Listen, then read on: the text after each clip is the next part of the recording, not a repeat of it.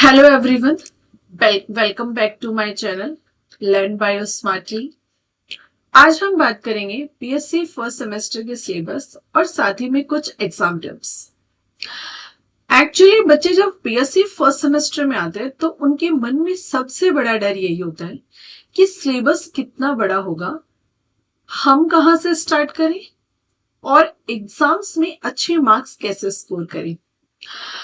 तो उसके लिए आज सबसे पहले हम सिलेबस का एक ओवरव्यू ले लेते हैं और साथ ही में लास्ट में मैं आपको 3 मेन मास्टर टिप्स दूंगी जिससे आप एग्जाम्स में 80 प्लस इजीली स्कोर कर सकते हैं। तो चलिए सबसे पहले बात करते हैं हम कि बीएससी फर्स्ट सेमेस्टर में जो हमारी बुक है उसका नाम है बायोलॉजी ऑफ नॉन कॉर्डेट्स। क्या आप सभी जानते हैं नॉन कॉर्डेट्स क्या होते हैं? नॉन कॉर्डेट्स का मतलब होता है ऐसे ऑर्गेनिजम्स जिनकी बॉडी में नोटोकॉर्ड जो होती है वो एब्सेंट होती है, उन्हें हम नॉन कॉर्डेट्स कहते हैं। तो जो हमारी बुक है फर्स्ट सेमेस्टर की, इसको हमने 4 यूनिट्स में डिवाइड किया हुआ है। यूनिट फर्स्ट जो है वो बेसिक्स एंड क्लासिफिकेशन है। इसमें हमें बात करनी है पॉरीफेरा, फाइलम पॉरीफेरा से लेकर के हेमिकॉर्डेटा तक उनके सभी के क्लासिफिकेशंस एंड साथ ही में इसमें हम बात करेंगे इनके सैलिएंट फीचर्स की। और क्लासिफिकेशन जो हमें इसमें पढ़ना है वो अप टू क्लासेस तक है। एंड साथ ही में यूनिट सेकंड जो है वो हमारी है लोअर नॉन कॉर्डेट्स। अब आप कहेंगे कि ये लोअर नॉन कॉर्डेट्स क्या है? लोअर नॉन कॉर्डेट्स में क्या आते हैं प्रोटोजोआ, पॉरीफेरा, स्लेंट्रेटा एंड प्लेटीहेल्मिन्थेस। इन चारों को हम लोअर नॉन कॉर्डेट्स में पढ़ेंगे। इसमें हमें इनके रिप्रोडक्टिव सिस्टम, इनके क्या बोलते हैं लोकोमोशन के बारे में, इन सभी चीजों के बारे में पढ़ना है। इसमें भी इंपॉर्टेंट टॉपिक्स हैं जैसे कोरल रीफ काफी ज्यादा इंपॉर्टेंट है, पॉलीमॉर्फिज्म इन हाइड्रोजोआ, ऐसे कुछ इंपॉर्टेंट टॉपिक्स हैं जिनको मैं आपको दूसरी वीडियो में बताऊंगी कि इसमें पूरी जो चारों यूनिट्स हैं उसमें इंपॉर्टेंट टॉपिक्स क्या क्या हैं। अब नेक्स्ट थर्ड यूनिट जो है वो है हायर नॉन कॉर्डेट्स फर्स्ट। अब फर्स्ट एंड सेकंड क्या है ये? तो हायर नॉन कॉर्डेट्स फर्स्ट में आते हैं आपके एनालिडा एंड ऑर्थ्रोपोडा। ये 2 फाइलम आते हैं।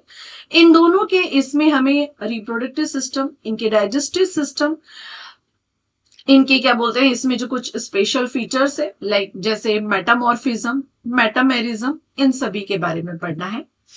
And next and last unit जो है वो हमारी है fourth unit higher non chordates second. Higher non chordate second में हमें मोलस्का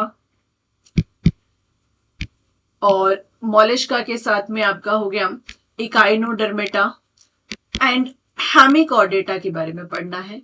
इनके हमें यहाँ पर reproductive system, digestive system, circulatory system और इनके कुछ स्पेशल फीचर्स लाइक जैसे मोलस्का में होता है टॉर्शन, इन सभी के बारे में डिटेल से पढ़ना है। ओके, तो ये था हमारा एक सिलेबस का एक ओवरव्यू कि हमें इसमें हमारे सिलेबस में क्या क्या है, हमें क्या पढ़ना है। इसके इंपॉर्टेंट टॉपिक्स के लिए मैं आपको अलग से वीडियो बनाकर दूंगी, आप नेक्स्ट वीडियो में देख लीजिएगा। लेकिन अभी बात करते हैं हम कि एग्जाम्स में हमें 80 प्लस कैसे स्कोर करना है। एग्जाम्स के बारे में अगर एग्जाम टिप्स की बात की जाए तो उसके लिए हम बात करते हैं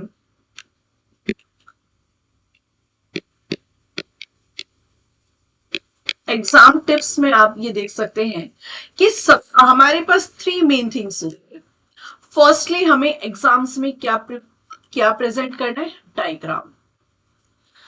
जहां तक पॉसिबल हो सके आप सभी क्वेश्चंस में डायग्राम जरूर बनाएं, चाहे छोटा चाहे बड़ा, को जितना पॉसिबल हो सके। जूलॉजी सब्जेक्ट ही ऐसा है कि इसमें आपको डायग्राम बनाने ही पड़ेंगे। एंड सेकेंड थिंग ये है कि आप आंसर्स को पैराग्राफ में लिखने की जगह पॉइंट्स में मेंशन कीजिए। आप पॉइंट्स में या फिर आप हेडिंग के साथ में आंसर्स को प्रेजेंट कीजिए। आप कैसे लिख सकते हैं? जैसे आप सबसे पहले आपका कोई भी क्वेश्चन है उसके बारे में आप उसका इंट्रो दे सकते हैं बेसिक, फिर उसका आप कंटेंट लिख सकते हैं, उसके बाद में आप उसका टाइप्स हो गए या उसके कुछ कोई भी पार्ट्स होते हैं आप उनको रिप्रेजेंट कर सकते हैं। नेक्स्ट आप उसमें फ्लो चार्ट को रिप्रेजेंट कीजिए। फ्लो चार्ट बहुत ज्यादा इंपॉर्टेंट है, फ्लो चार्ट को रिप्रेजेंट कीजिए। एंड लास्ट आप उसमें कॉन्क्लूजन जरूर दीजिए।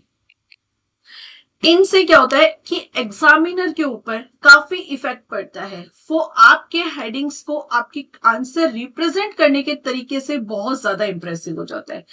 लगभग 60% जो मार्क्स होते हैं वो आपका डायग्राम कवर कर लेता है। और अगर आपने आंसर्स को हेडिंग के साथ में, पॉइंट्स के साथ में या फिर इस तरीके से रिप्रेजेंट किया है तो लगभग 30% मार्क्स आप यहां से स्कोर कर लेते हैं। अब नेक्स्ट लास्ट आपको क्या करना है, आपको कौन से क्वेश्चंस पढ़ने हैं, क्या पढ़ना है, किस तरीके से प्रिपरेशन करनी है। तो आप अपने जो सिलेबस है उसके अकॉर्डिंग आप PYQs देखिए। PYQs से आपको हेल्प मिलेगी कि आप ये जो बचा हुआ 10% पार्ट है उसको आप PYQs से क्वेश्चंस पढ़ करके आप कवर कर सकते हैं। तो यहां से ओवरऑल आप 80% मार्क्स, 80+ जो है आप इजीली स्कोर कर सकते हैं। सो गाइज ये थी हमारी 3 इंपॉर्टेंट एग्जाम टिप्स या कह सकते हैं मास्टर टिप्स, जिसमें हमें सबसे पहले रिप्रेजेंट करना, मतलब सबसे पहले हम बात करते हैं डायग्राम की, कि आंसर में अगर डायग्राम रिप्रेजेंट किया हो तो आंसर बहुत ज्यादा इफेक्टिव हो जाता है।